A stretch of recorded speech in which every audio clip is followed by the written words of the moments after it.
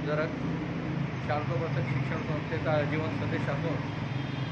Change report 2024 ते 29मध्ये माझी अध्यक्ष म्हणून निवड झालेली आहे। या संस्थेच्या मागील 40 वर्षाच्या कारभारात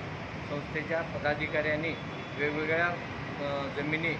संस्थेची म्हणजे धर्मादाय आयुक्ताची आणि राज्य शासनाची परमिशन न घेता विक्री केल्याबद्दल त्यांनी स्वतःच्या पैशातून 2 एकर जमीन संस्थेला परत द्यावी व 15 प्लॉट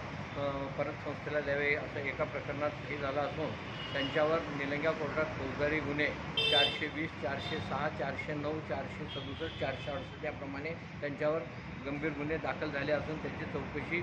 पोलीस मार्फत चालू असे आहे।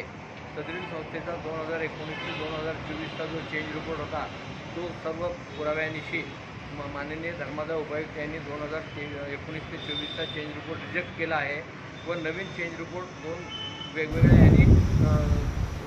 धर्मादाय आयुक्त कार्यालयात दाखल केल्यामुळे सध्या त्या संस्थेवर कोणताच संचालक मंडळ अस्तित्वात नसताना सुद्धा संस्थेचे प्रभारी पदाधिकारी ज्यांचे रिटायबल सर्टिफिकेट हे हायकोर्टाने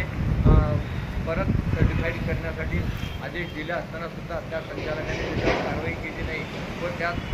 प्रभारी प्राचार्य म्हणून नेमून संस्थेची फार मोठी हानी केलेली आहे। मागच्या काळात बरेच भ्रष्टाचार झालेला आहे। त्या विरोधात मी आज